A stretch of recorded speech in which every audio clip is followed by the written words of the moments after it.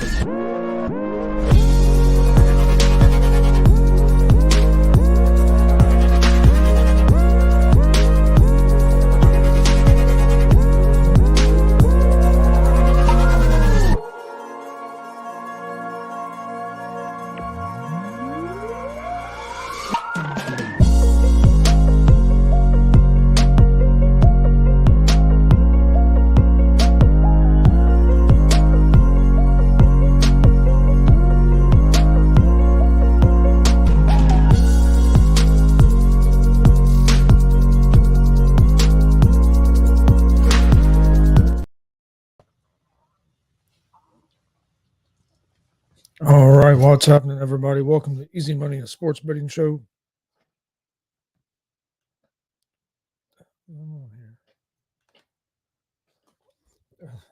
Having a little trouble. Tuesday, July 2nd, 2024. Excuse me. I'm Chris Gonzalez, joined by Tony Gonzalez. How's it going? Pretty good. Oh, man. A lot happened since we've been out. We was out for a while. Some things going on. We planning on a little vacation anyway, but Yeah. got a little crazy anyway. But we won't go into that right now. Heck, we got new NBA champions, Celtics. Got new NHL champions, the Panthers. Reds have lost 10 to 15. After winning like 11 or 14. Yeah. Thought they was getting back in it. Cubs have done about the same thing, though, too. Yeah, they have. The Brewers have been killing it here lately. St. Louis is playing pretty good again. Yeah, St. Louis started playing up better. up over 500. What are you doing in there, dude?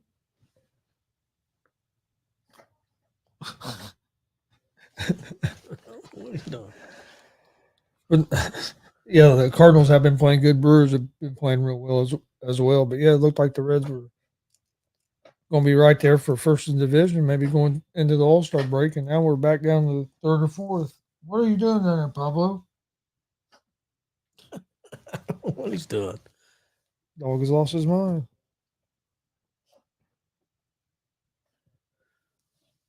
Fever played tonight. Played Vegas, huh? Glenn's there. Yeah, I knew the Fever played Vegas, and I forgot this was the game that Glenn was going to be at. Yeah.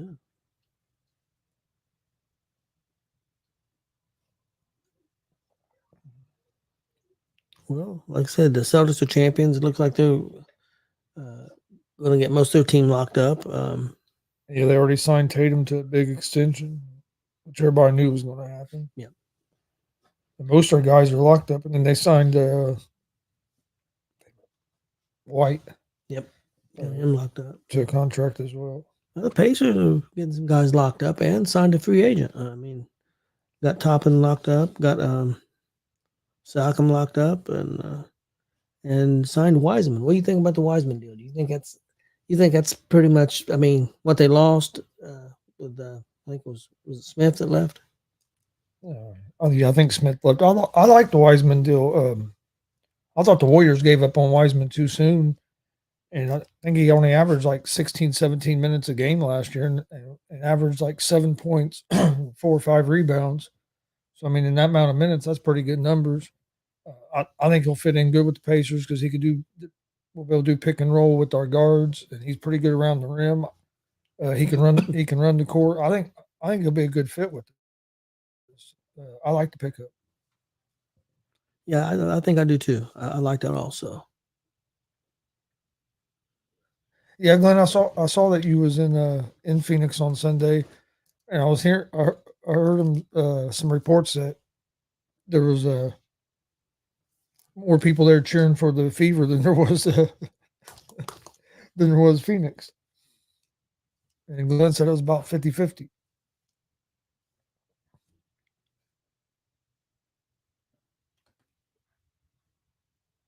No, they had a packed. It looked like that place was packed there in Phoenix the other night.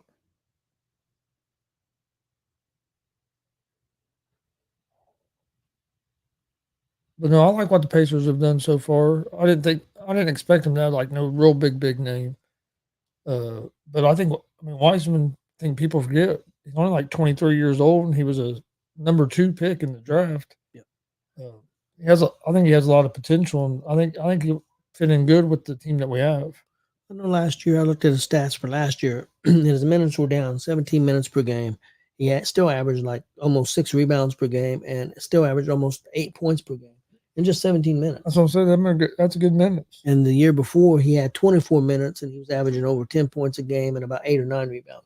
So pretty good numbers. I mean, for when he's playing, when he's on the court. And he's going to be playing in a whole different system where it's all about unselfishness and the ball moving. I think that fits good for him.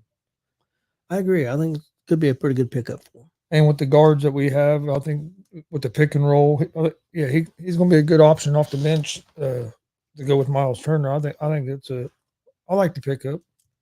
You're not paying him a whole lot of money, and I think he could add some value to our team. Another team that's definitely, like it or not, it's getting better is the Knicks. Looks like they're getting better also. So, trying to think who they got. I thought they picked somebody out. They'll all be hurt around playoff time again. Well, we'll see. Hey, how's it going, Billy? He said, "Oh, by the way, LeBron is a joke." Hey, Billy Buzz. What do you think? They're going to pay LeBron all this money. They got LeBron's son, but they're not picking anything else up. Now, I'm not saying they didn't try. I heard they offered a lot of money for.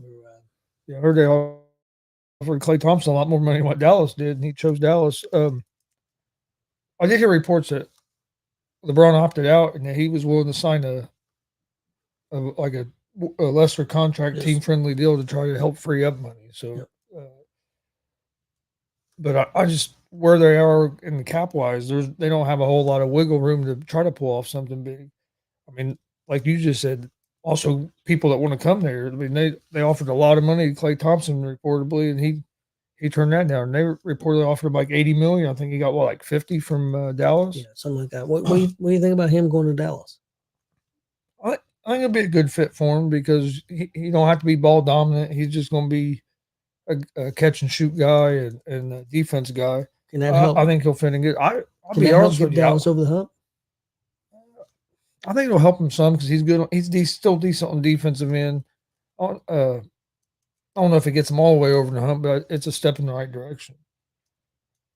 I told Stevie the other night I wouldn't have been mad if the Pacers would have tried to make a move for Thompson if they could have got him a decent deal because with the type of team we have with the ball movement, he'd be a good guy because we wouldn't need him to be the number 1 or number 2 scorer.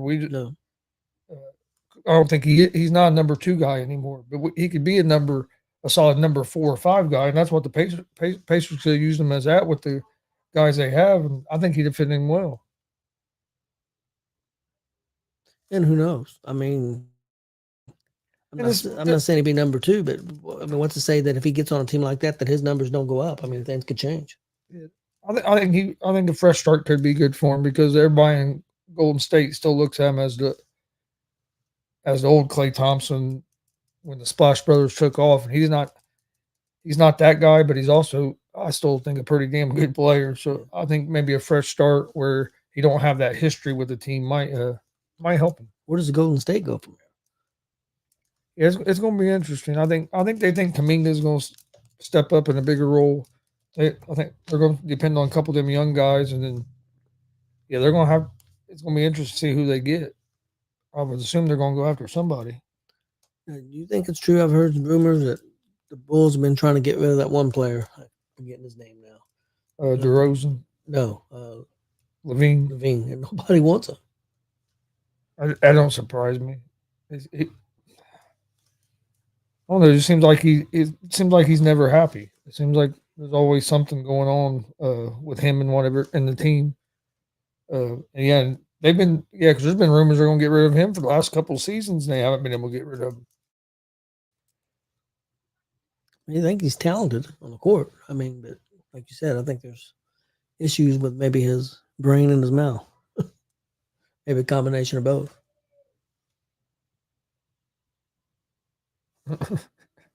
Yeah, I think so. So what do you expect out of the Pacers this year? Do you think they should be a top? I mean, they finished sixth last year, made it to the conference finals. That was a surprise. Well, you think they should be a top 3 or 4 team this year in the standings? I think they have a real good shot being top 4. I think they'll be a top 4, top 5 team. Wasn't too far off from that last year. Yeah, and yeah. I think we would have been if Halliburton would have had that injury to his hamstring and would have been the same guy the rest of the season that he was turning into in that they were on that in season tournament time. Who knows where the Pacers would have finished at? I think get him healthy. Now you have Siakam there for a whole season, the whole off season, working with the guys. I think they're going. I expect for him to be in the top 4 or 5 teams. The one player that was out for the playoffs, hopefully, Mathurin. He's back, and I heard the Pacers were getting calls about him, and they basically told teams he's not available. Yeah, I don't think he should. Him and that Walker, the rookie they got. They didn't play him much last year, but I guess some teams called about him and Mathurin, and Pacers basically said neither one of them were available. Don't get me wrong. I'm glad they re-signed Obi Toppin, but I figured they was going to let him go, and I figured Walker was going to play a lot more this year. That's what I thought was going to happen. But I mean, don't get me wrong. I like Toppin. No, Toppin played well for us last year, and I told you when they got him, I liked the pickup. I didn't think New York used him right. Didn't use him enough. I watched him that year, and he had a great playoff series. The next playoff series, they didn't play him at all, but he played a lot of important minutes for the Pacers this season. Yeah, I agree. Well, do you think the Reds can get things turned around here? Well, be almost all-star in it. It's getting close. I think they can. I mean, we've seen teams go from worst to best at the All-Star break. We need to get some of our pitching healthy, and our bats are just so inconsistent. We went from not being able to hit the ball, and then we went on a 2 or 3 week stretch where we were pounding the ball. Now we can't hit the ball again. Well, against St. Louis, we went 2-2. The 2 games that we won, we scored averaged 9 or 10 runs a game. The other 2 games, I don't think we didn't average a run. I think we scored 1 run one game and no runs the other game, something like that. So very inconsistent. I think we need a new manager. I agree with that. See if it would shake things up because we have a talented team, but something isn't right. We just haven't got that continuity and kind of spark that we had last year. It looked like we were getting it back there. Like I said, we won 14 or 11 to 15 games, and then we turn around and lose 10 and 15 games. Yeah. It'd be nice to finish this last week or 2 before the All-Star break strong. But yeah, now they're playing in New York. Yeah, we got the Yankees tonight, don't we? Yeah. Not a team you're wanting to see when you've been struggling. That's true. Because they've been one of the hottest teams this season. I hate to say that because it's damn Yankees, but it's the truth. They've been one of the best teams in baseball so far. They have been. Can't argue that. Is there a team out there right now in the baseball that you're surprised by how they're playing, how good they're playing, that you think they could be a contender that maybe you wouldn't think would be a contender starting the season? The Kansas City Royals have kind of surprised me this season. They've been playing pretty good baseball, and I wasn't expecting them to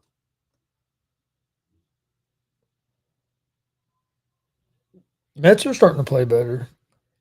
I mean, I know the Guardians have been up there, but man, they're 52-30 right now. I mean, because the Yankees are 54-32, Guardians are 52-30, and the Orioles are 53-31. So they're right at the top of the American League. Not that the Guardians are a bad team; they're good. I think they made the playoffs last year, but I think they're really Yeah. putting it together right now.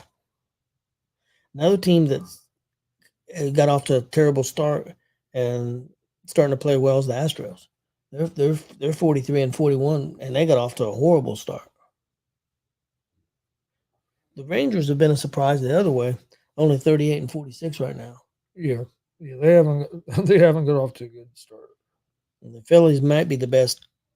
I don't know. They could be the best team in baseball, 55-29. Are you surprised the Mets are 41-41? Like I said, they've been playing better baseball here because they got off to a terrible start. If you remember right, got off to a terrible start. They've been playing better over the last month or so. And the Padres are 46-42 right now. That's a team that surprises me because all that talent on that team, you'd think they would be. They're playing better now. The last 10 games are 8-2. They're only 7.5 back of the Dodgers. And they play well against the Dodgers. I know that because our friend cries the blues every time they play. Yeah, but I would say the biggest surprise to me is the Kansas City Royals because, like I said, they're 47-39. I know they're third in their division, but I wouldn't have expected them to be where they're at right now. They got off to a good start, and Yeah. the Twins are having a pretty good season too. Yes. But I am surprised the Rangers are struggling as much. Yeah, and I thought the Reds would be doing better than what they are. The Pirates are 40-43, but they're hanging tough. We'll see if they still hang tough or fade.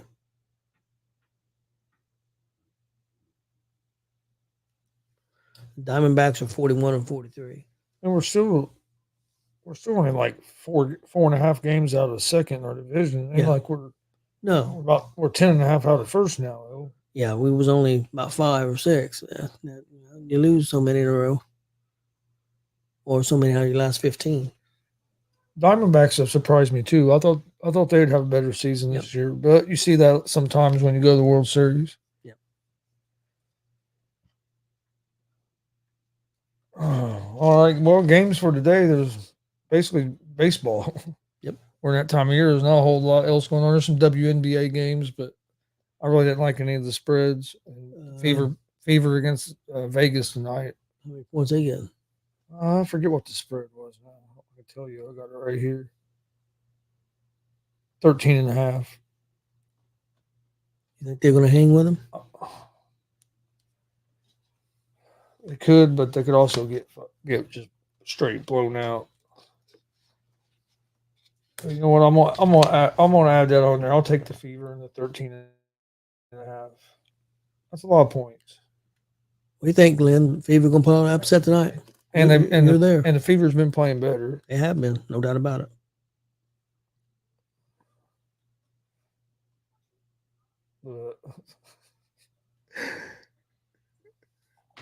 Glenn had posted something about the Caitlin Clark effect earlier. Well, here's the Caitlin Clark effect. There's actually a category in FanDuel that says Caitlin Clark, like up here where it shows you like today's games. Yep. Says Euro, Wimbledon, MLB, Copa America, Caitlin Clark, WNBA, PGA Tour. And it's before the WNBA. That'd piss people. That's gonna piss people off.